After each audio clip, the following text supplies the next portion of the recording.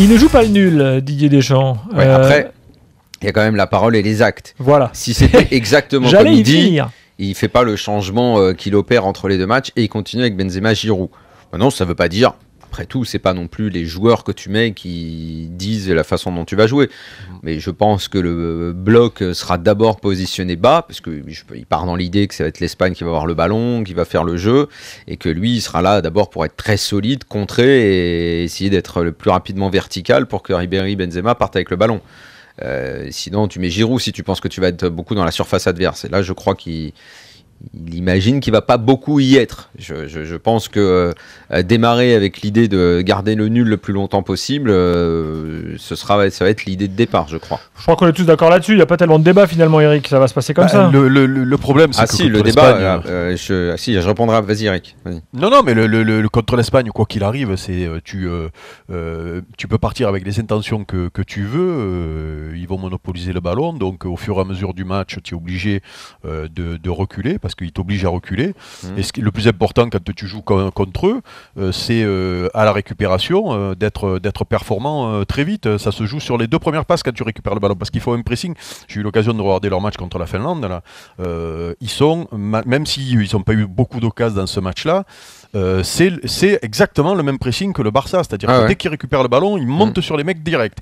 Et là où le Milan AC avait eu des problèmes et où on les avait contre le Barça, enfin, je fais toujours l'équivalent Barça, l'équipe nationale, c'est tellement proche, mais là où le Milan avait eu des soucis et la France en deuxième mi-temps là-bas contre l'Espagne avait bien joué le coup, c'est justement quand tu récupères le ballon, ces 2 premières relances, les 2 premières passes, c'est celles-là qui sont très importantes.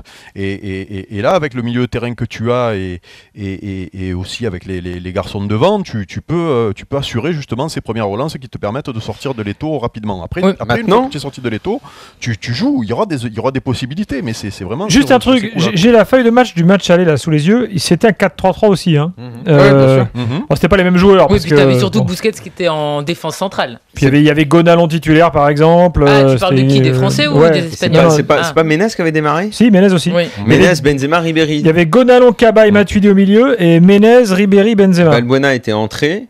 Bah oui, tout s'était joué de façon de deuxième période parce que la première période n'était pas terrible. Et il y avait aussi Debuchy, même Matuidi n'était pas très bon en première période. Et par rapport à l'approche du match, il y a selon moi, et ça vaudrait peut-être le coup de pas d'abord attendre parce que l'équipe d'Espagne ne respire pas la confiance habituelle. Malgré tout, un match nul comme ça, ça peut au moins un petit peu perturber.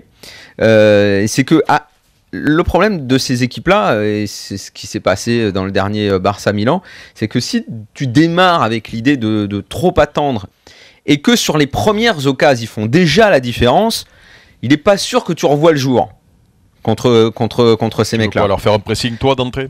Il faut, à mon avis, faut les bousculer, leur montrer rapidement que tu es là et que tu n'es pas simplement là pour les attendre, même si c'est dans l'idée d'alterner haut, bas, d'aller un peu les chercher et tout. Je pense qu'il faut leur rentrer dedans. Tu sais, Eric, hein, cette équipe-là, je sais pas, j'ai du mal à imaginer qu'elle vienne gagner 1-0 ou tu sais petitement. Soit elle va venir gagner, on dira l'Espagne est trop forte, ça fait 2-0, ça fait 3-1, c'est propre, c'est net.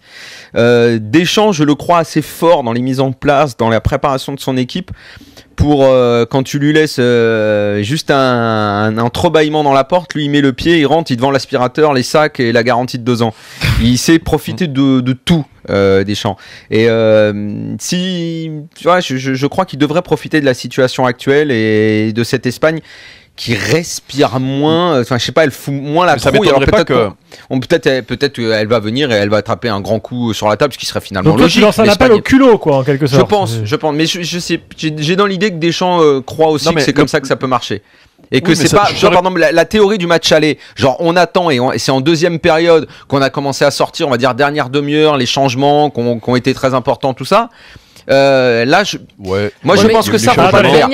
Parce que t'étais quand même mené 1-0, ils ont raté un péno, ça va pas se repasser tout le temps.